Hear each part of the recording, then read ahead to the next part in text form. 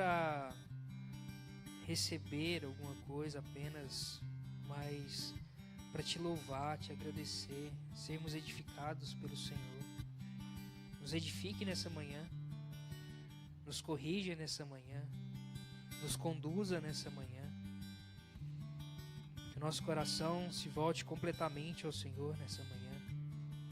Que os nossos pensamentos se voltem completamente para o Senhor nessa manhã. Que o nosso corpo, apesar de cansado, possa também voltar ao Senhor nessa manhã, Pai. Ajude-nos, ajude aqueles que estão cansados aqui nessa manhã a cultuar ao Senhor em espírito e em verdade. Ajude aqueles que estão com aflição, com o coração cheio de aflição, angústia, ansiedade, a cultuar ao Senhor verdadeiramente nessa manhã. Ajude-nos a, como igreja, oferecer um culto aceitável ao Senhor nessa manhã. Que tudo que nós oferecemos aqui ao Senhor nessa manhã seja recebido diante do Teu trono de graça. Que tudo que nós fizemos aqui nessa manhã seja para edificação mútua uns para com os outros. Que tudo que nós fizermos aqui nessa manhã seja para o louvor da Tua glória, Pai. Fale ao nosso coração, nos instrua. Precisamos do Senhor. Somos completamente dependentes do Senhor. Sem o Senhor, nada podemos fazer. A Tua palavra mesmo diz isso. Jesus diz isso. Então nós precisamos do Senhor nessa manhã, Pai, para que possamos oferecer um culto agradável ao Senhor. Precisamos do Senhor nessa manhã, para que o nosso coração esteja voltado para o Senhor. E que Teu Santo Espírito nos conduza em tudo que nós fizermos aqui. Que Teu Santo Espírito possa convencer do pecado e da justiça e do juízo aqui nessa manhã. Que Teu Santo Espírito conduza a Tua igreja da forma como o Senhor quer. O Senhor sabe o que é melhor para a Tua igreja. O Senhor é dono da igreja. A igreja pertence ao Senhor. Então nos conduza, Pai, de acordo com o Teu querer e de acordo com a Tua vontade, para que o Teu nome seja conhecido e glorificado aqui nessa manhã. Em nome de Jesus. Amém. Vamos ficar de pé? Vamos fazer a leitura do Salmo de número 128. Salmo de número 128. Vou ler os versos ímpares e os irmãos vão ler para os versos pares juntos, tá bom? Salmo de número 128, que é um cântico de peregrinação também. A gente tem lido durante esses dias aí esses salmos que são salmos de peregrinação. E esses salmos de peregrinação era quando eles estavam a caminho do templo ali, e eles cantavam esses salmos, eles recitavam esses salmos aqui. E olha que bonito esse salmo de número 128. Ele diz assim: bem-aventurado aquele que teme o Senhor e anda nos seus caminhos. Espera aí, vamos esperar projetar de novo para a gente poder ler.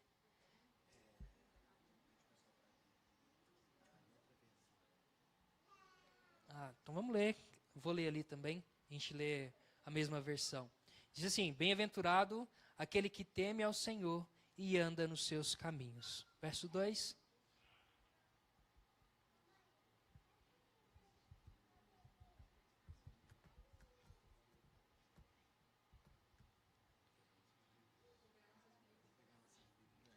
Acho que é melhor a gente abrir as nossas Bíblias. Você que tem no digital aí, ou você que trouxe a sua Bíblia física, vamos abrir lá no Salmo 128. Tá bom? A versão NAA, tá bom? Que a gente usa aqui geralmente na igreja mesmo. Salmo 128.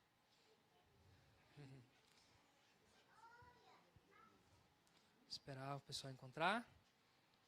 Vamos lá? Diz assim o texto, Salmo 128. Bem-aventurado aquele que teme o Senhor e anda nos seus caminhos. Verso 2. Você comerá o fruto do seu trabalho, será feliz e tudo irá bem com você. Sua esposa no interior de sua casa será como a videira frutífera. Seus filhos serão como rebentos da oliveira ao redor da sua mesa.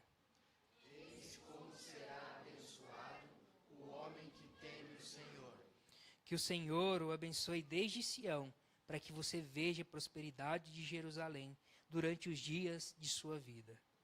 E veja os filhos de seus filhos, paz sobre Israel. Amém.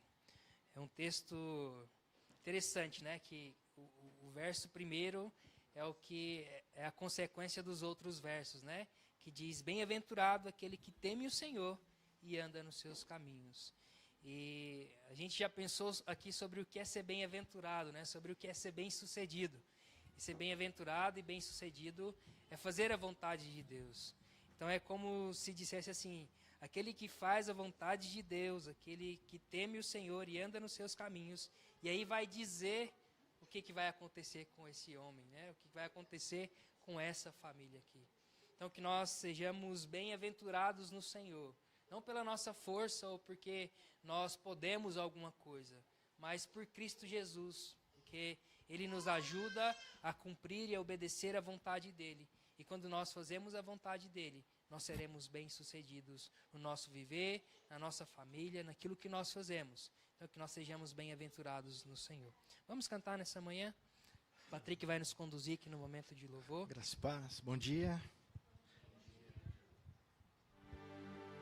Meu Deus, vamos juntos, como povo de Deus, cantarmos a Ele, amém?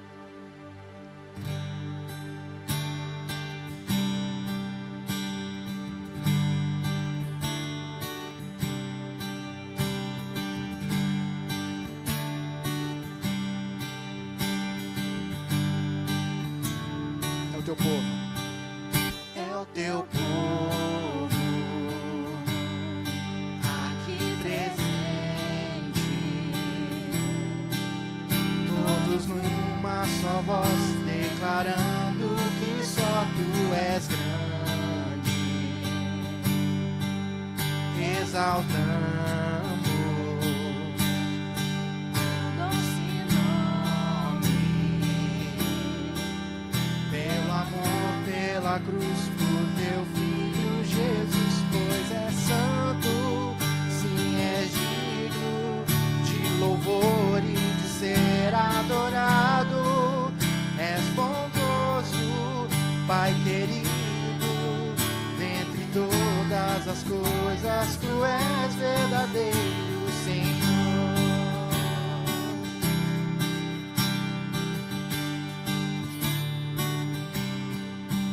É o teu povo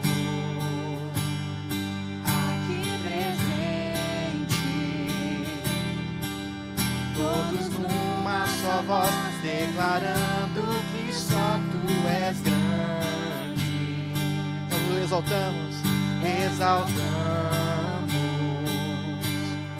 teu doce nome, Pelo amor, pela cruz, por teu filho Jesus, pois é santo, sim, és digno de louvor e de ser adorado. És bondoso, Pai querido, dentre todas as coisas tu és verdadeiro. És santo, sim, és digno de louvor e de ser adorado. És bondoso, Pai querido, dentre todas as coisas tu és verdadeiro, Senhor.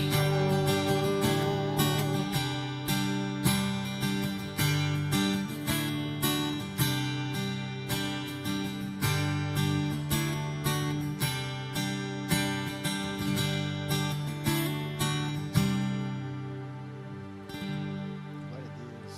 Obrigado, Pai. Jesus.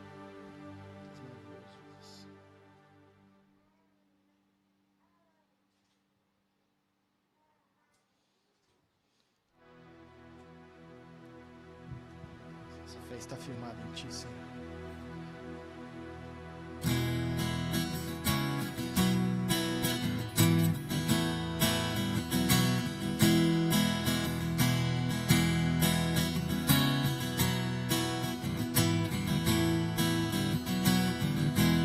Somente ponho a minha fé na graça excelsa de Jesus, no sacrifício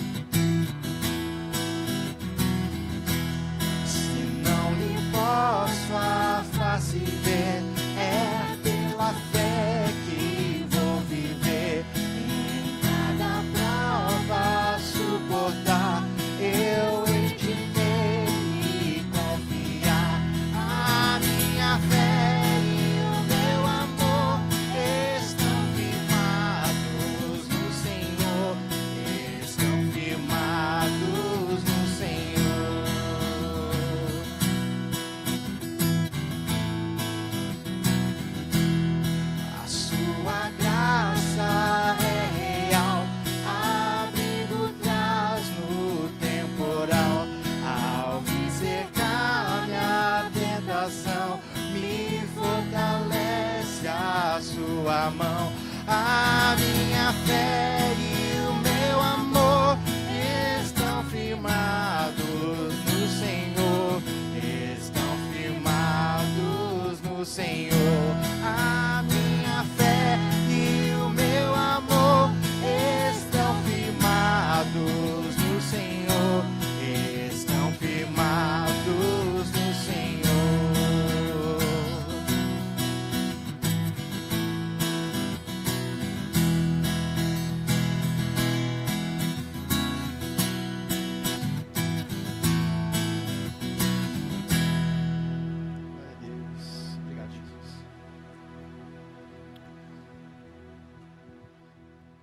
Meus irmãos, agora é o momento que nós teremos de generosidade, de oferta, de dízimos ao Senhor. Hoje nós não teremos a nossa projeção do Pix ali, mas aqui na frente tem um envelopinho que tem o Pix da igreja aqui, tem o QR Code, tudo certinho, tá bom? Se você quer fazer isso, você pode vir aqui, pegar o envelope, tem aqui na frente, para fazer isso, seja via Pix, ou se você quiser também fazer isso com dinheiro físico, tem aqui também o envelopinho, você pode pegar e deixar aqui na frente, depois a gente recolhe, tá bom? Vamos fazer isso com alegria no coração, com generosidade, entendendo tudo o que Deus fez por nós, que Deus tem feito por nós, tanto na nossa família, individualmente, enquanto igreja, dos desafios que nós temos na continuação da proclamação do Evangelho. Então vamos fazer isso para a glória de Deus, com um coração alegre, sabendo que isso também faz parte do nosso culto ao Senhor.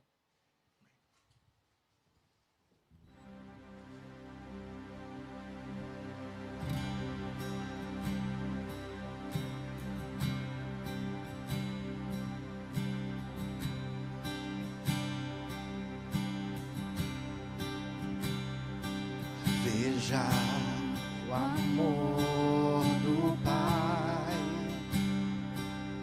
mistério que não posso entender. Quão grande é o seu amor e o quanto nos deseja.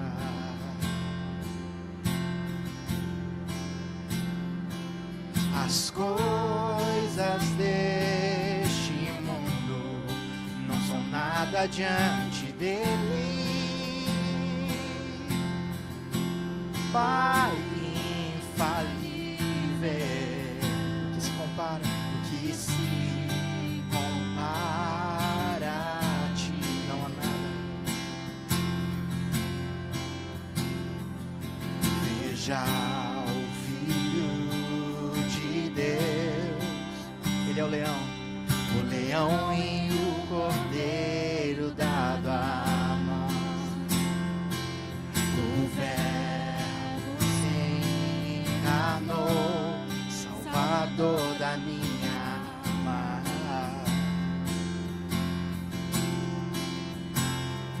Sofreu por tanto amar a humanidade, no seu sangue a salvação.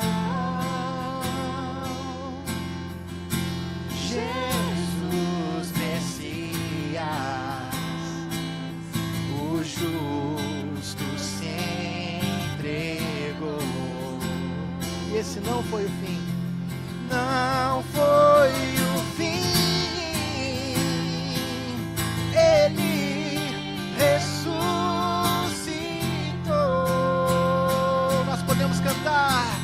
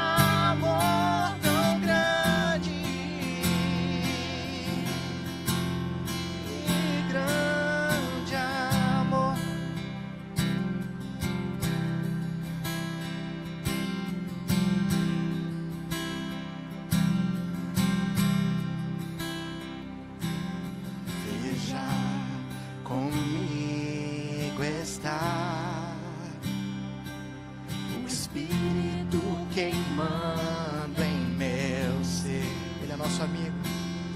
Amigo e protetor, que me leva à verdade.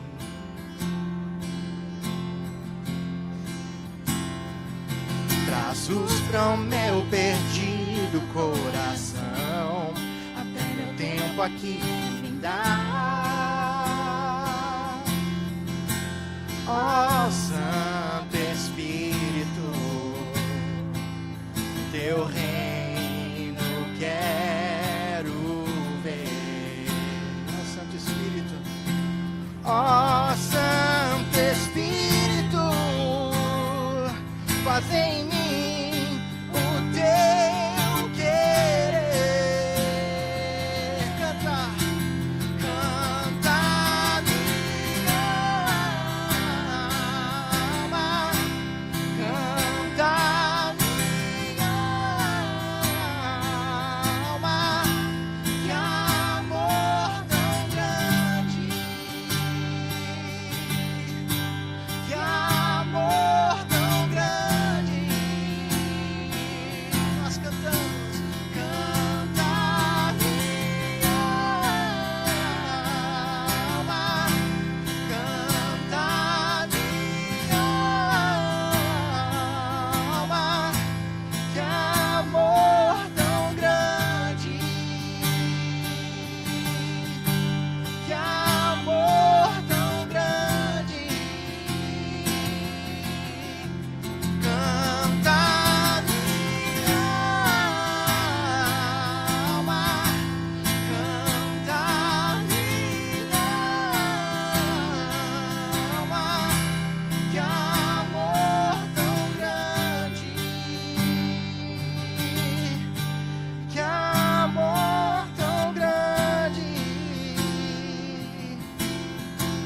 que grande amor. Meu Deus, o que era que virá, Ele é fiel e sua promessa cumprirá. Do céu em nuvens descerá, em meio ao som de louvores voltará. Veja o Senhor ao lar nos levará.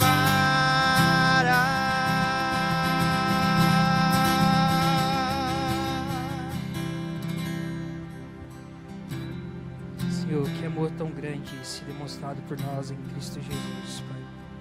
Obrigado por tão grande amor revelado a nós. Obrigado por revelar esse amor a nós. Obrigado porque nós podemos cantar sobre esse amor nessa manhã. Que o nosso coração e a nossa alma tenha se entregado completamente ao Senhor nessa manhã, por causa desse amor que nós acabamos de cantar aqui. Receba o nosso louvor, receba os nossos cânticos nessa manhã, receba as nossas ofertas, dízimos. Ajude-nos a usar agora para a tua glória, para o teu louvor, para o avanço do teu reino. Tudo isso que foi colocado à disposição da tua igreja. Obrigado por esse tempo de canção, de cantarmos a tua palavra e sermos edificados pelas vozes conjuntas do teu povo. Em nome de Jesus. Amém. Os irmãos podem sentar?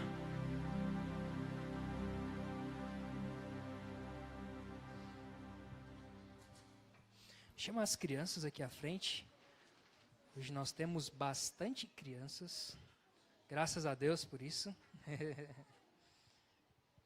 Vamos orar por essas bênçãos.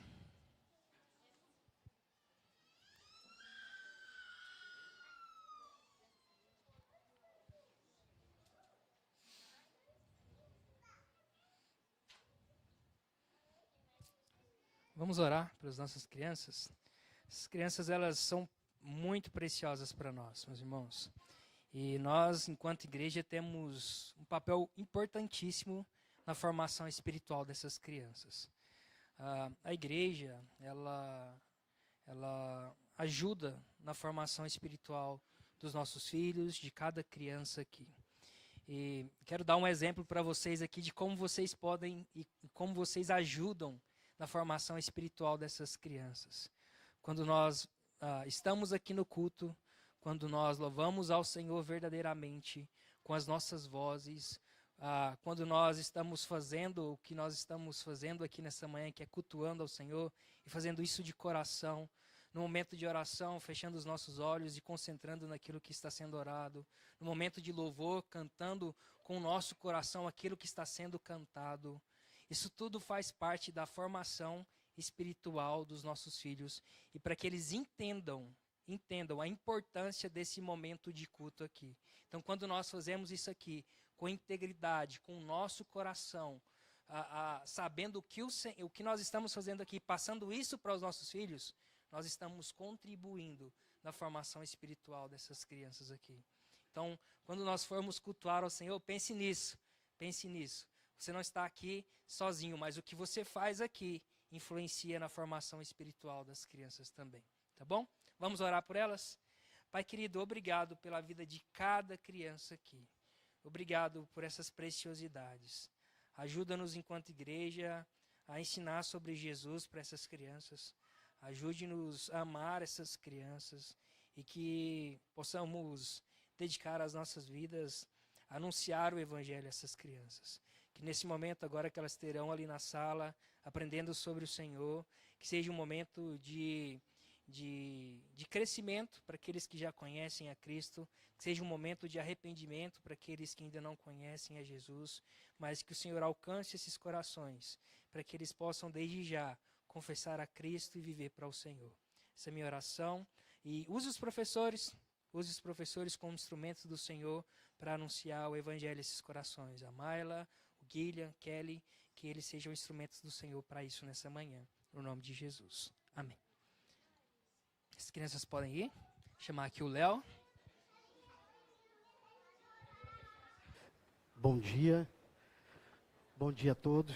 Quero agradecer a Deus pelo privilégio de poder, nessa manhã, compartilhar o Evangelho com os irmãos, abrir as Escrituras e poder ouvir a voz de Deus, aquilo que Deus tem para falar para nós nessa manhã. Feliz de ver alguns irmãos aqui depois de algum tempo. Nós temos algumas pessoas nos visitando também, então sejam muito bem-vindos à ICE Curitiba. Você também que está sempre conosco aqui, estava de férias, seja bem-vindo de volta, né, à nossa cidade, à nossa igreja. Uma bênção ter você com a gente aqui nessa manhã. Eu quero já pular direto para o capítulo 13 do livro de Marcos, Novo Testamento nas Escrituras. A gente tem caminhado por um bom tempo, por um ano, lendo verso por verso, texto por texto, passagem por passagem. E eu quero, nessa manhã, perseverar nessa caminhada de compartilhar as Escrituras, principalmente o capítulo 13 do livro de Marcos. É um texto, enquanto você abre a sua Bíblia, deixa eu falar algumas coisas, é um texto bastante difícil. E, sem sombra de dúvida, o texto mais difícil do livro de Marcos. Se não, por que não dizer, eu acho que não é exagero dizer, um dos textos mais difíceis das Escrituras. Então, eu gostaria de, nesse tempo, focar a mensagem dessa manhã nos versos 14 a 27, mas eu gostaria de refazer a leitura de semana passada, dos versos 1 até o verso 27, para que a gente pudesse ter uma compreensão de todo o enredo que está aqui no livro de Marcos, nesse trecho aqui das Escrituras. Achou aí? Vamos ler juntos então? Marcos capítulo 13, verso 1. Diz assim: quando Jesus estava saindo do templo, um dos seus discípulos lhe disse: Mestre, que pedras, que construções. Isso se referindo ao templo, né? E Jesus respondeu: você está vendo essas grandes construções. Você está vendo essas grandes construções? Não ficará aqui pedra sobre pedra que não seja derrubada. Jesus estava sentado no Monte das Oliveiras, diante do templo, quando Pedro, Tiago, João e André lhe perguntaram em particular: diga-nos quando essas coisas vão acontecer e que sinal haverá quando todas elas estiverem para se cumprir. Então Jesus começou a dizer-lhes: tenham cuidado, para que ninguém os engane. Muitos virão em meu nome dizendo sou eu, e enganarão a muitos. E quando vocês ouvirem falar de guerras e rumores de guerras, não se assustem. É necessário que isso aconteça, mas ainda também não é o fim. Porque nação se levantará contra nação e reino contra reino. Haverá terremotos em vários lugares e também fomes. Essas coisas são o princípio das dores. Estejam de sobreaviso, porque as pessoas os entregarão aos tribunais e às sinagogas. Vocês serão açoitados e por minha causa serão levados à presença de governadores e reis, para lhes servir de testemunho. Mas é necessário que primeiro o evangelho seja pregado a todas as nações. Quando, pois, verso 11, quando, pois, levarem vocês para os entregar, não se preocupem com o que irão dizer, mas digam o que lhes for concedido naquela hora. Porque não são vocês que estão falando, mas o Espírito Santo. Um irmão entregará à morte outro irmão, e o pai entregará o filho. Haverá filhos que se levantarão contra os seus pais e os matarão. Todos odiarão vocês por causa do meu nome. E aquele, porém, que ficar firme até o fim, esse será salvo. Quando, pois, vocês virem o abominável da desolação situado onde não deve estar, e quem lê entenda, então os que estiverem na Judéia, fujam para os montes. Quem estiver no terraço, não desça nem para entrar para tirar de casa alguma coisa.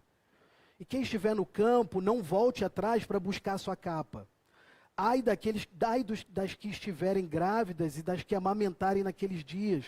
Orem para que isso não aconteça no inverno. Porque aqueles dias serão de tamanha tribulação, como nunca houve desde o princípio do mundo, criado por Deus até agora, e nunca jamais haverá. Verso 20. Se o Senhor não tivesse abreviado aqueles dias, ninguém seria salvo. Mas por causa dos eleitos que ele escolheu, Deus abreviou tais dias. Verso 21. Então, se alguém disser a vocês, olhem, aqui está o Cristo, ou olhem, ali está ele, não acreditem. Porque surgirão falsos cristos e falsos profetas, operando sinais e prodígios, para enganar, se possível, os próprios eleitos. O verso 23 é importante, interessante, que estejam de sobreaviso. Tudo isso tenho predito a vocês, mas naqueles dias, após a referida tribulação, olha o que acontece: o sol escurecerá, a lua não dará a sua claridade, as estrelas cairão do firmamento e os poderes dos céus serão abalados. Então verão o Filho do Homem vindo nas nuvens, com grande poder e glória. E então ele enviará os anjos e reunirá os seus escolhidos dos quatro ventos, da extremidade da terra até a extremidade do céu. Palavra de Deus para nós nessa manhã. Vamos orar. Deus, eu te louvo pela tua palavra. Obrigado, Senhor, porque a tua palavra é a tua voz falando para nós. E eu te peço que o teu Espírito Santo possa trazer, Senhor, a nós clareza sobre esse texto e sobre as verdades que tu queres comunicar conosco nessa manhã. Eu te peço isso no nome santo de Jesus. Amém. Meus irmãos, nós acabamos de cantar um hino que diz assim: a minha fé e o meu amor estão firmados no Senhor. Estão firmados, repetimos nós cantando, no Senhor. E há momentos da nossa vida e da nossa caminhada cristã em que esse texto, ele é testado, ele é provado. Há momentos na nossa caminhada cristã em que Deus prova essa verdade que acabamos de cantar. Há momentos, situações muitas vezes difíceis que passamos e que provam esse hino. Senhor, mas eu cantei ele ontem de manhã. A minha fé e o meu amor estão firmados no Senhor. Meu Deus, como é fácil cantar isso, mas eventualmente como é difícil, diante das situações, das circunstâncias da nossa vida, de barreiras espirituais que se colocam entre nós e Deus, nós permanecermos ou perseverarmos. A minha fé e o meu amor estão firmados no Senhor. E o que eu quero comunicar hoje de manhã é exatamente isso. Eu quero dar o tema dessa mensagem de perseverança fiel. Eu acredito que nesse capítulo 13, o que Jesus está comunicando com seus discípulos é acerca, principalmente, sobre perseverança. Perseverar fielmente. É isso que Jesus está ensinando para os seus discípulos. Eles estavam por enfrentar dias desafiadores, dias difíceis, como nós lemos aqui, como nunca houve. E Jesus está preparando os seus discípulos, preparando o seu povo para esse tempo. E no verso 13, o pastor Felipe pregou aqui e terminou a pregação lendo o verso 13, dizendo, olha, aquele, porém, que ficar firme até o fim, esse será salvo. Palavras de Jesus para os discípulos, depois da pergunta sobre o que aconteceria com o templo, e Jesus disse, olha, não ficará pedra sobre pedra, mas os quatro, Jesus, espera aí, quando é que essas coisas acontecem? E é sobre isso que eu quero falar. Há muitas especulações sobre esse texto, acerca de quando é exatamente que essa grande tribulação vai acontecer. Se lemos esse texto de maneira literal ou de maneira figurada, estaria Jesus aqui nesse texto se referindo a um período de tribulação que não aconteceria naquela geração e viria mais à frente, que ainda não aconteceu? Tá? Estaria Jesus, e se nós olharmos para esse texto dessa forma, nós estaríamos olhando para esse texto de uma forma, até o verso 13, de forma figurativa. Ou seja, eles perguntam, Jesus pergunta sobre, Jesus fala sobre o templo, que ele será destruído, que não ficará pedra sobre pedra. Os discípulos perguntam quando será, e Jesus começa então, se nós entendermos esse texto de forma literal, de forma figurativa, Jesus começa então a falar sobre, não sobre o tempo em que esse templo será destruído, mas sobre uma linguagem figurativa de algo que vai acontecer muito mais na frente, e não exatamente naquela geração. E eu quero encorajar você a dizer que há pessoas piedosas, sérias, estudiosos que olham para esse texto dessa forma figurativa.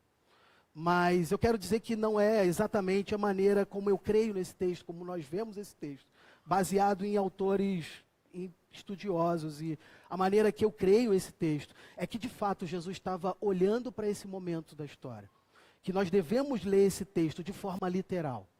Ou seja, Jesus está falando exatamente para os discípulos sobre um tempo que vai vir em Jerusalém, um tempo de provação, um tempo difícil, de perseguição, como nunca houve. Então, deixa eu, por favor, me permita defender um pouco essa minha ideia. E eu quero te dar a prerrogativa de discordar de mim. E tá ok isso. Não tem problema nenhum. Esse é um texto, existem... a gente sempre diz que a Bíblia... existem princípios que estão numa mão fechada. Isso significa que eles são inegociáveis. E que ninguém pode pensar diferente disso e se dizer cristão. Mas existem princípios que estão numa mão aberta. Existem questões bíblicas que estão nessa mão aberta. Eu diria que esse texto de hoje está nessa mão aberta aqui. Há pessoas piedosas, sérias, crentes, que creem diferente do que eu vou falar aqui, né? Dessa visão que eu vou trazer aqui. Mas então, o que é que Jesus está falando? Eu creio que esse verso 13 é chave. Perseverança. Permanecer até o fim. E esse tema perseverança, ele não é um tema novo nas Escrituras. não é um tema que só aparece nos lábios de Jesus e na conversa de Jesus com os seus discípulos. Paulo fala isso aos Gálatas 5:1. Paulo fala isso a 1 Coríntios. João fala sobre perseverança em Apocalipse. Deixa eu te falar. Apocalipse 14, capítulo 14, verso 12. É interessante como João vai escrever. Ele vai dizer, olha, aqui está a perseverança dos santos. Aqueles que guardam os mandamentos de Deus e a fé em Jesus. Por vezes a gente tem noção de que perseverança, eventualmente, é a gente entrar naquela conversa sobre fé e a gente conseguir com os nossos argumentos levar aquela conversa e vencer o debate. Olha, perseverei ali, consegui, venci esse debate, eu provei que Jesus... Mas perseverança não é isso. João vai dizer aqui em Apocalipse que a perseverança são aqueles que guardam os mandamentos de Deus e a fé em Jesus. Nós expressamos a nossa perseverança quando nós guardamos os mandamentos de Deus e quando mantemos, perseveramos em fé em Jesus. Nós expressamos a nossa perseverança quando corajosamente nos comprometemos a agir em amor. Você ouviu isso? Eu expresso a minha perseverança quando corajosamente eu ouso permanecer nas palavras de Deus e me comprometer a agir em amor. Amor a Deus e amor ao próximo. Expressar a nossa perseverança, na realidade, é levarmos a sério as palavras de Jesus e ousarmos corajosamente confiar nelas. Perseverança é isso. Perseverança é expressa através dessas verdades. E talvez a gente, para os jovens que nos ouvem aqui hoje de manhã, é menos provável que você abandone a sua fé por conta de um professor lá na universidade que é ateu e que tem aulas com conteúdos que afrontam a fé cristã. Talvez seja mais provável que o seu vacilar no compromisso em permanecer firme no seu amor a Deus, seja que a sua dificuldade em permanecer firme no seu amor a Deus e ao próximo, seja o próprio vacilar dos seus pés, seja o próprio não perseverar da sua fé, seja o próprio não guardar os mandamentos do Senhor e amar a Deus. Eu poderia dar muitos exemplos aqui na Bíblia de perseverança de homens e mulheres, e quando eu falo isso, como não lembrar de Jó? E nós conhecemos a história de Jó. O que eu quero dizer é que Jesus alerta os seus discípulos sobre permanecer firme em tempos difíceis que estavam por vir. E isso comunica para nós também, se você concorda comigo, que nós estamos num tempo difícil. A perseverança, então, ela é uma virtude cristã. Ela é uma virtude cristã, muitas vezes, na maioria das vezes, por nós mesmos, subestimada, desvalorizada. Um pastor no Texas recentemente escreveu o seguinte, veja isso: à luz da frequência de escândalos pastorais e desqualificações que se abateram sobre a cidade, ele está falando sobre Texas, talvez sejamos pastores ou leigos, faríamos bem em recuperar o senso de que o objetivo principal de nossas vidas, ministérios e casamentos, deva ser simplesmente chegar ao fim. Simplesmente permanecer até o fim. Simplesmente ouvir as palavras de Jesus. Às vezes a gente está querendo dar piruetas, estrelas. A Maite adora dar estrela, né? Aquelas estrelas, crianças, piruetas. E o Senhor está falando, fiquem firmes, permaneçam na fé, perseverem. Haverá tempos difíceis, como nunca houve de Jesus, mas fiquem firmes. Perseverem nas minhas palavras. Perseverem no que eu vou falar para vocês. Acreditem nisso e confiem nessas palavras. Na verdade, esse capítulo 13, ele representa o fracasso espiritual de Israel. Nós vimos nos capítulos 11 e 12, nós vimos que, especialmente da liderança religiosa em Israel, que eles falharam completamente em cumprir a missão que Deus havia dado para eles. Falta de frutos na sua vida. Nós lemos lá, os escribas roubavam as viúvas, andavam com vestes talares, compridas, bonitas, uma aparência de piedade, mas no final das contas roubavam as viúvas. Nós vimos que Jesus, então, lá no capítulo 11, ele amaldiçoa aquela figueira, depois entra no templo e depois derruba as bancas, e Jesus ali tem um julgamento sobre o que está acontecendo no templo e a bagunça espiritual que se tornou aquele lugar, que era um lugar santo e de adoração ao único e verdadeiro Deus, o Deus de Israel. Na verdade, esse capítulo 13, ele reflete, ele fala sobre o julgamento de Deus sobre Israel, sobre aquele povo naquele tempo e naquela geração.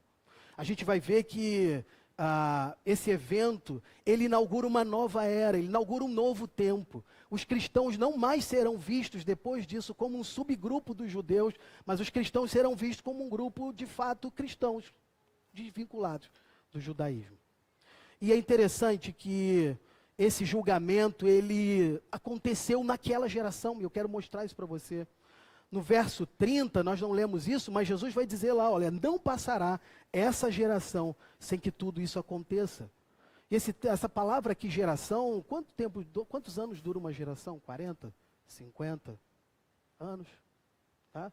Então, e essa palavra geração, no original, ela nunca é usada na Bíblia em outro...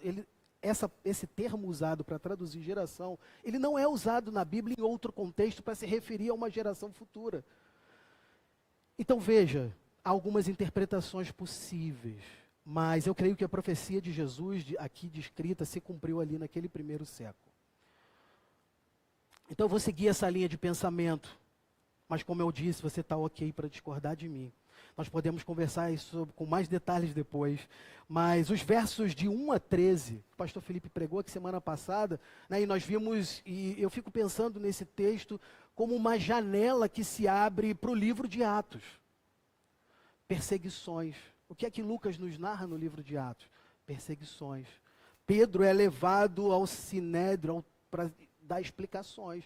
Pedro curou um coxo, curou um cego, e aí Pedro e João foram perseguidos e levados ao Sinédrio para dar explicações. Atos 4. Paulo foi questionado pelo rei Agripa. Tantas provações, tantas aflições, alguns dos discípulos, é verdade, morreram ao fio da espada. Alguns não, todos, exceto João, que morreu de velhice. Os outros derramaram o seu sangue por amor ao evangelho e permaneceram firmes até o fim. E Jesus, e quando a gente olha aqui o que Jesus vem falando nos versos de 3 até 13, ele fala sobre falsos perseguições e açoites, e nós vemos isso acontecendo no livro de Atos. Eu não vou pregar de novo esses primeiros 13 versos, mas eu quero só contextualizar aqui o que a gente vai entrar ali nos versos 14. Jesus fala sobre falsos profetas. João escreve a sua primeira epístola falando dos falsos cristos, defendendo ali a fé cristã, falando sobre aquelas pessoas que haviam estado na igreja e depois abandonaram a fé cristã. E João chega a dizer, olha, estavam no nosso meio, mas não eram dos nossos, porque se fossem dos nossos teriam permanecido. Falsos profetas, traições entre familiares. É verdade que muitos dos homens de Deus da Bíblia, que nós lemos aqui no livro de Atos, permaneceram em fé, mas muitas pessoas desistiram e apostataram da fé diante das dificuldades. Muitas pessoas, para salvar os seus próprios pescoços, negaram a fé, entregaram seus familiares. E qual era a situação? E Marcos está escrevendo para uma comunidade que está em Roma. Originalmente o livro de Marcos, ele é escrito para uma comunidade que está em Roma, enfrentando as perseguições do Império Romano. Esses homens que recebem esse texto, eles estão se reunindo escondido para poder falar sobre o Evangelho. E Marcos, então, escreve para esses irmãos. E veja o que acontece em Roma. O que acontece em Roma é uma perseguição de tal modo que os cristãos são jogados no Coliseu para serem comidos pelos leões. Os cristãos têm os seus corpos incendiados para servirem de luz à noite no jardim do palácio de Nero. E meus irmãos, nesse contexto, há pessoas que vão falar assim, gente, não dou conta disso aí não. Há pessoas que apostataram da fé.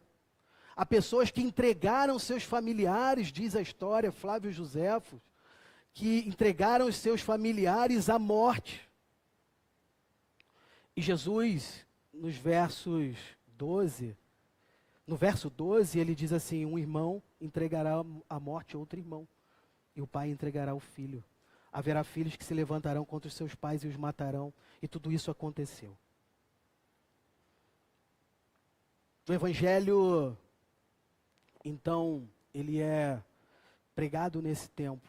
Algumas pessoas permanecem firmes, outras pessoas apostatam da fé. Jesus havia, nesse sermão profético, havia alertado os discípulos acerca disso. Talvez uma questão que a gente olhe para esses 13 primeiros versos e pense, Leonardo, mas aqui no verso 10 diz o seguinte, mas é necessário que primeiro o Evangelho seja pregado a todas as nações. E talvez você pense, o Evangelho foi pregado na China, o Evangelho foi pregado no Brasil naquele momento, o Evangelho... Mas é interessante a gente olhar que essa linguagem aqui, seja pregado a todas as nações, é uma linguagem que é usada por Paulo e também em Romanos, dizendo que o Evangelho havia sido pregado a todas as nações. Que todas as nações são essas, então? São todas as nações conhecidas naquele tempo. Quando o livro de Atos fala sobre até os confins da terra, o Evangelho chega em Roma. Roma é os confins da terra, é o mundo conhecido naquele momento da história por essas pessoas. Então, no meio do caos, eles deveriam permanecer fiéis ao Senhor. E a gente começa aqui no verso 14, nesse tema da grande tribulação, quando Jesus começa dizendo assim, quando, pois, verso 14, vocês virem o abominável da desolação, situado onde não deve estar, então os que estiverem na Judéia fujam para os montes. Quem estiver no terraço não desça, nem entre para tirar de casa alguma coisa. E quem estiver no campo não volte atrás para buscar sua capa. Aí das que estiverem grávidas e das que amamentarem naqueles dias, orem para que isso não aconteça no inverno. Veja, essa linguagem de Jesus aqui também é interessante. Ele fala, quando vocês virem o abominável da desolação. Bem, mas talvez, não sei qual a impressão que você tem quando lê isso, mas não é algo bom. E de fato, esse abominável da desolação, essa linguagem de Jesus, ela se refere à mesma linguagem utilizada por Daniel, capítulo 9, verso 27. E a gente precisa, se essa é a mesma linguagem usada por Daniel, numa das suas profecias, a gente precisa voltar em Daniel e entender qual era o contexto que Daniel usava essa linguagem. E Daniel usa esse termo, dessa abominável desolação que estava por vir na profecia de Daniel, para se referir a Antíoco Epífanes, era um rei grego, que dominava o mundo naquele tempo. E a profecia de Daniel é que esse homem invadiria, que Israel seria invadido. E esse rei cometeria o absurdo, o sacrilégio, de erguer um trono para Zeus dentro do templo de Jerusalém. E não ia parar por aí, ele ia sacrificar um porco dentro do templo de Israel, em adoração a Zeus. Esse ato foi tão repudiado, e a profecia de Daniel acontece. Esse ato foi tão repudiado pelos judeus, que isso motivou a guerra conhecida, chamada Guerra dos Macabeus. Então, quando Jesus usa esse termo, ele está se referindo a um evento muito parecido com a outra destruição do Templo de Jerusalém, que ia acontecer no ano 70 depois de Cristo. E o aviso de Jesus, o alerta de Jesus, é que perseverassem, estejam de sobreaviso acerca das circunstâncias. Os discípulos deveriam estar alertas, atentos, ligados aos fatos. Os discípulos deveriam lembrar das palavras de Jesus nesse sermão profético. E quando observassem aquelas situações, eles deveriam fugir para os montes. Sim ou não? É isso que o verso 14 nos diz. Jesus vai dizer, olha, quando vocês virem o abominável na Judéia, fujam para os montes. Ao observarem a situação, os discípulos deveriam fugir imediatamente, agir imediatamente. Mas que situações são essas? Jesus está falando, na realidade, sobre a destruição do templo de Jerusalém e do fim de uma era, do fim de uma geração. E diz a história que o Império Romano invadiu Israel em guerra. Invadiu a cidade, destruiu Jerusalém. Matou nesse evento mais de 1 milhão de cristãos e destruiu o templo. Essa profecia de Jesus, então, se cumpre nesse ano 70 depois de Cristo. Aproximadamente 40 anos depois dessa conversa de Jesus com os discípulos. E a história mostra, então, essa destruição do templo de Jerusalém. É interessante que Flávio Joséfos, esse historiador judeu, ele viveu exatamente esse momento da história. E ele narra no seu livro sobre esse momento da história, em que Israel foi invadido pelo Império Romano, em que essas pessoas morrem, 1 milhão de judeus. 1 milhão de judeus, melhor dizendo. Mais de 1 milhão de judeus. Mas é interessante que os historiadores apontam para uma questão muito interessante. É pouco provável que cristãos tenham morrido nesse massacre do Império Romano ao templo e à cidade de Jerusalém. Não se pode afirmar isso com certeza, mas parece, com 100% de certeza, que os discípulos levaram muito a sério as palavras de Jesus e guardaram no seu coração. Quando observarem o abominável da desolação, fujam para os montes. É pouco intuitivo fugir para os montes. Porque, em geral, nessas situações de guerra, as pessoas fugiriam para as cidades muradas e se abrigariam atrás dos muros. Mas Jesus dá aqui uma instrução pouco intuitiva. Os discípulos, os cristãos, estão com seu coração aplicado à palavra de Deus e guardando a palavra de Deus, eles então fogem para os montes. Eles fazem exatamente o que deveriam fazer, e diz a história que possivelmente nenhum cristão foi massacrado nesse derramamento de sangue, porque ouviram a voz de Jesus. Isso deve nos encorajar. Nesse mundo que nós vivemos caótico, de tantas filosofias, ideologias, de tantas perseguições sutis, nós devemos, diante das dificuldades, eventualmente, quem sabe, um diagnóstico de uma doença terminal. Meu Deus, caos na família, filhos. Talvez você foi traído por alguém da sua confiança, alguém que se dizia amigo seu. E nessas situações caóticas e que nós perdemos o nosso equilíbrio e que nós pensamos, Deus, o que é isso que está acontecendo aqui? Nós devemos trazer ao nosso coração as palavras de Jesus. Permaneça firme na fé. Traz à sua memória a palavra de Deus, os mandamentos de Deus. Persevere em amar a Deus. Meus irmãos, não é tempo de dar muitas estrelas e golpes.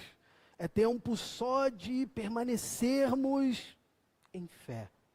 De permanecermos na palavra de Jesus, de confiarmos e aplicarmos o nosso coração de verdade naquilo que Jesus tem falado. Os discípulos teriam sido, os apóstolos e os cristãos teriam sido destruídos pelo Império Romano se não tivessem ouvido a voz de Deus. Nós precisamos fazer a leitura das situações da nossa vida, de acordo com a palavra de Deus. Os discípulos precisavam entender qual eram as circunstâncias. Imagina, se você espera o Império Romano entrar para destruir, você não está ligado no que está acontecendo no entorno, e se você não tem as palavras de Jesus na sua cabeça, você não consegue dar aquele... Poxa, isso é o que Jesus falou, é hora da gente partir. Tá? Então nós precisamos estar alertas, precisamos estar atentos, porque, meus irmãos, falsos ensinos, falsos profetas, eles vivem no nosso tempo. E nós precisamos trazer à nossa memória as palavras de Jesus. Nós precisamos trazer à nossa memória os mandamentos de Deus. Perseverar em amor a Deus e ao próximo, como diz as Escrituras.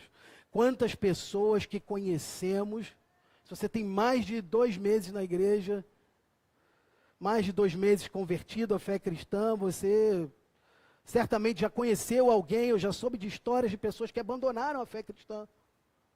Pessoas que foram atrás de falsos ensinos, de falsas doutrinas. E o que esse texto nos chama é um chamado a perseverar. É um chamado à perseverança fiel. E quando eu digo isso, eu não estou querendo dizer que nós somos chamados à perseverança. Eu não quero sugerir que sirvamos a Deus por meio do ministério de nos esforçarmos ao longo de toda a vida. Não estou falando disso.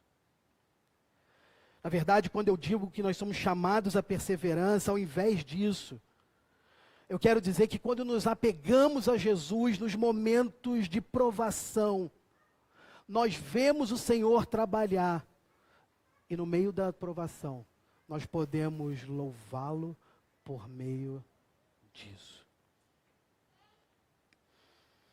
Ao olhar para a vida de cristãos que exemplificaram a perseverança, o que nós vemos é um compromisso inegociável,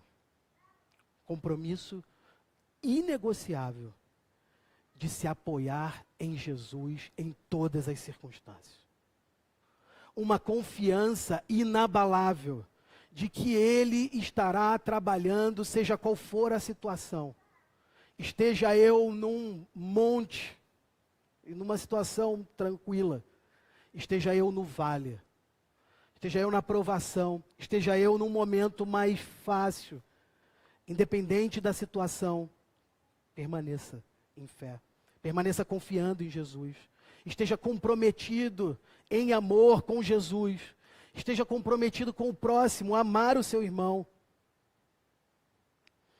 Fique alerta, fuja da aparência do mal, diz as Escrituras, e não enchamos os nossos corações com os princípios e valores desse mundo.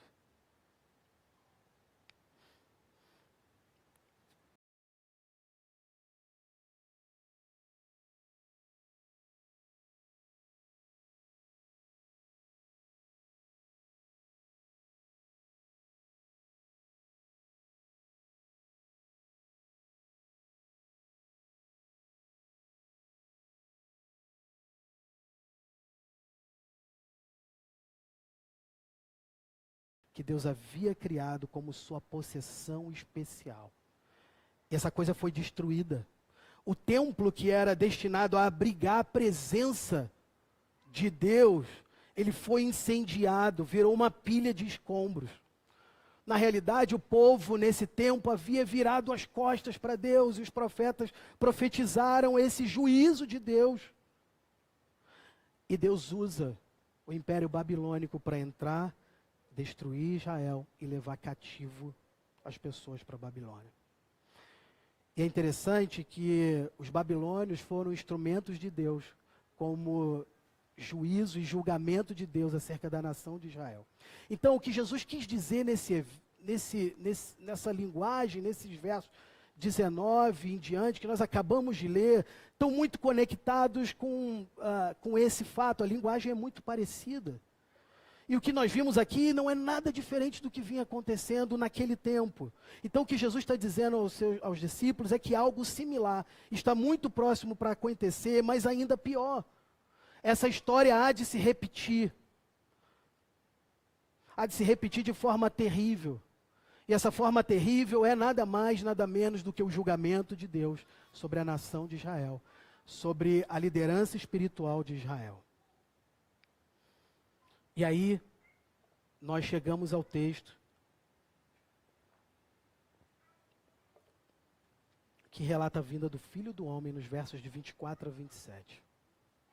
E diz assim esse texto: mas naqueles dias, após a referida tribulação, o sol escurecerá, a lua não dará sua claridade, as estrelas cairão do firmamento, os poderes dos céus serão abalados. Então verão o Filho do Homem vindo nas nuvens, com grande poder e glória. E então ele enviará os anjos e reunirá os seus escolhidos dos quatro ventos, da extremidade da terra até a extremidade do céu.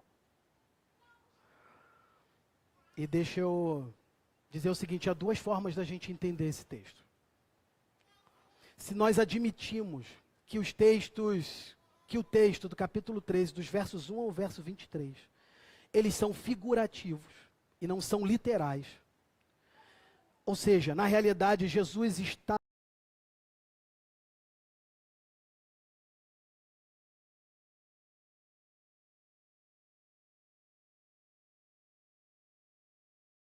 fala sobre essa luz do sol que não vai ficar escuro, que a luz não terá mais a sua claridade, que as estrelas cairão do firmamento. E aí, Isaías, capítulo 13, verso 10, não sei se a gente tem isso aqui projetado, esse texto, senão eu queria encorajar você a abrir aí a sua Bíblia, Isaías, capítulo 13, verso 10, e acompanhar a leitura desse texto comigo.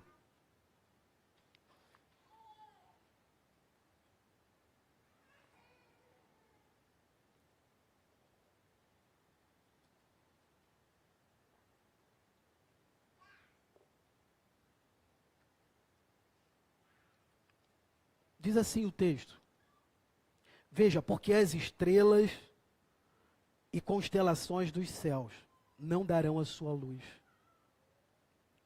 O sol, logo ao nascer, se escurecerá, e a lua não fará resplandecer a sua luz.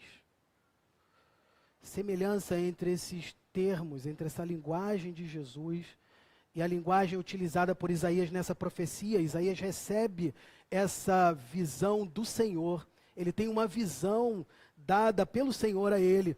E esse texto de Isaías, o que é que Isaías está querendo dizer lá naquele contexto? Ele está querendo dizer, Isaías trata do julgamento do Senhor sobre a Babilônia. Ele recebe uma visão de Deus e nessa visão a sentença contra o império da Babilônia é decretado. Jesus basicamente nessa visão que dá para Isaías escreve esse texto, ele decreta o fim do império babilônico. E nós sabemos que isso, da história, que o império da Babilônia, de fato foi derrotado no ano de 539. Mas veja, o sol não se escureceu, porque o sol continua a brilhar, e a lua também não. Isaías usa essa linguagem como uma forma figurativa de mostrar, de retratar como a ira de Deus foi estabelecida de maneira tão intensa naquele período e destruiu o Império Babilônico. E essa linguagem figurativa, ela também é usada por Jesus aqui em Marcos. Isaías usa essa linguagem para expressar o colapso, a derrota do maior império do mundo naquela época, o Império Babilônico. É exatamente o que Jesus está falando aqui. Esses versos de 24 a 27 representam em linguagem figurativa a intensidade da destruição que Jerusalém ia de sofrer. E não somente pelo aspecto, de novo, físico, mas a questão espiritual. Isso tem uma conotação, é uma derrota espiritual de Israel e da liderança judaica daquele tempo. Mas, meus irmãos, esse texto, então, ele é sobre perseverança fiel no amor de Deus e ao próximo. A vigilância que Jesus nos exorta, caminhando aqui para o final, não é uma especulação sobre o fim dos tempos,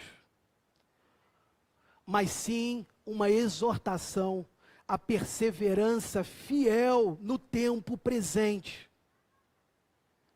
Permanecer atento, permanecer nos mandamentos do Senhor, permanecer em fé em Jesus, é incorporar a forma como Jesus viveu e foi à cruz, é viver da mesma maneira que Jesus viveu, como indivíduos e como comunidade. E talvez adormecer, relaxar, caminhar a nossa vida como simplesmente, ainda ontem a gente falava sobre isso, simplesmente tem vezes que a gente está só vivendo a nossa vida, a gente não tem tempo nem de pensar nas coisas que estão acontecendo e no nosso entorno, a gente está só vivendo, tomado pelas circunstâncias, mas talvez adormecer e ser levado pela cultura, ser levado pelos hábitos, ser levado pelo tempo, pelos valores desse tempo. Talvez isso seja fatal para a fé cristã. Uma cultura que está constantemente tentando se infiltrar na igreja e colocar na igreja o medo e a divisão e os princípios, os valores desse mundo. E todos nós, não só os pastores, não só os diáconos, não só os presbíteros, são responsáveis por defender o evangelho e por permanecer em fé. Todos nós somos defensores do evangelho, da palavra de Deus, da integridade, da pregação das escrituras na igreja. Adormecer é fatal. E Jesus está dizendo assim, nós podemos ser homens e mulheres de perseverança fiel. Perseverança nos mandamentos do Senhor, amor a Deus e amor ao próximo. A minha oração hoje é para que possamos nos ancorar nesse amor de Deus. Nos ancorarmos em Jesus, firmarmos o nosso entendimento, o nosso coração, toda a nossa alma e todo o nosso ser em Jesus, em meio ao caos desse mundo, para que nenhuma situação, para que nenhuma circunstância, seja ela fácil, difícil, possa nos distrair das nossas tarefas primárias de amar a Deus e ao próximo. Eu quero terminar dizendo que nós precisamos lembrar que nós servimos a um Deus que se tornou homem, que suportou a maior provação de todos os tempos, que se humilhou, que abriu mão da sua glória, que veio a esse mundo, obedeceu fielmente a Deus, se tornou homem, suportou com perseverança fielmente a cruz. Jesus é o nosso maior exemplo de perseverança fiel. E a minha oração é para que a gente possa lembrar disso e confiar nele enquanto vivemos nesse mundo caótico. E assim podermos perseverar. Porque é o próprio Deus que nos dá graça para perseverar. Vamos orar? Deus, eu te peço, Senhor, que não deixe os nossos pés vacilarem. Como os cristãos daquele tempo estiveram atentos à Tua palavra. Ó Deus, dá-nos um coração rendido a Ti, rendido à Tua palavra. Dá-nos, Senhor, um coração comprometido até as últimas instâncias, custe o que custar, a amar o Senhor e amar os nossos irmãos. Ó Deus, que perseverança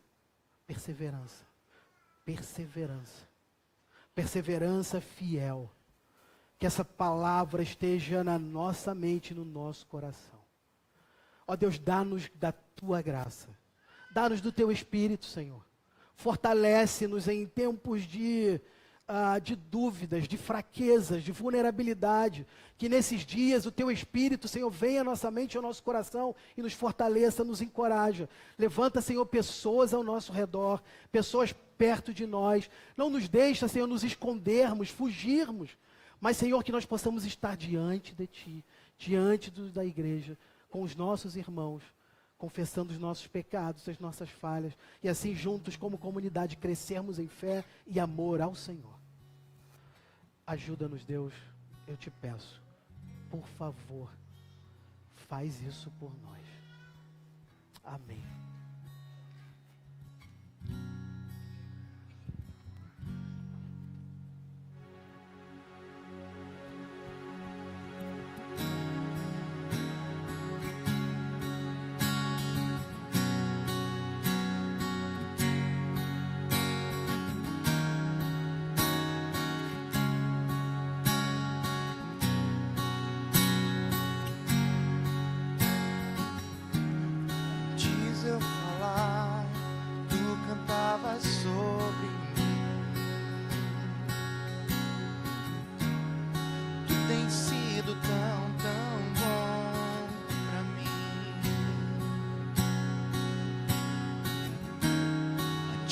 Respirar, sopraste tua vida em mim. Tu tens sido tão, tão bom pra mim. Oh, impressionante, infinito, ousado amor de Deus. Oh, que deixa as 99 só pra me encontrar. Não posso comprá-lo, nem merecê-lo, mesmo assim se entregou. Oh, impressionante, infinito, ousado amor de Deus.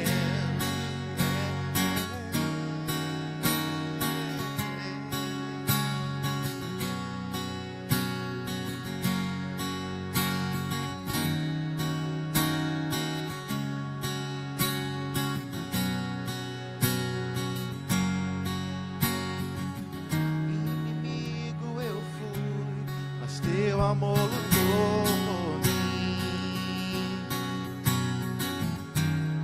Tu tens sido tão, tão bom pra mim. Eu não valia nada, não tinha valor, mas tudo pagou por mim.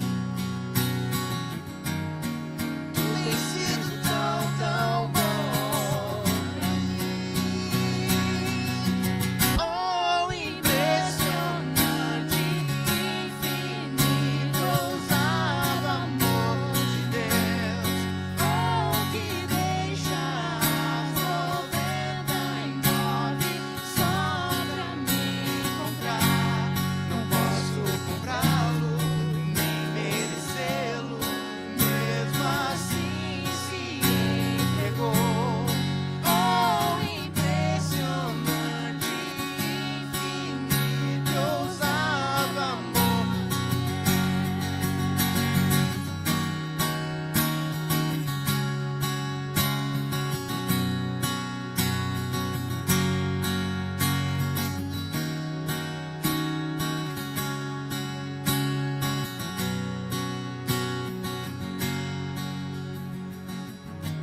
Traz luz para as sombras, escala as montanhas pra me encontrar.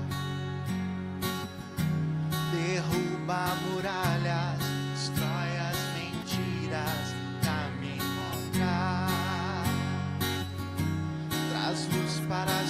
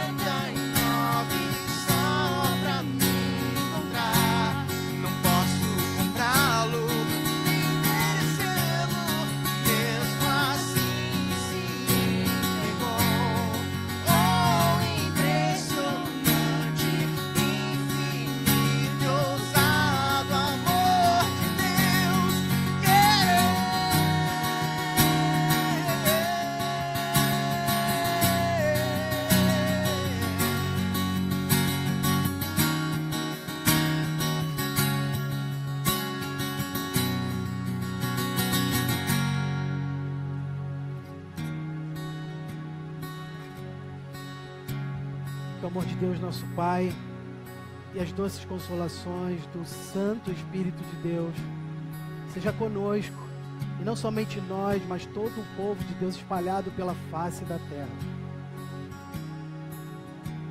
Nós oramos assim em nome de Jesus. Amém. Meus irmãos, boa semana. A gente vai estar de novo juntos semana que vem, se Deus assim permitir. Eu quero te encorajar a perseverar naquela nossa semana de oração, naquele encontro lá às 7 da manhã, ainda durante essa semana. Então, se você puder, tiver disponibilidade para estar com a gente, né, conecta lá naquele Google Meet, liga lá, não precisa ligar a sua câmera não, eu sei que é de manhã, mas se conecta com a gente, vamos estar juntos nesse tempo, vamos perseverar em oração, e é isso. Boa semana, Deus abençoe vocês.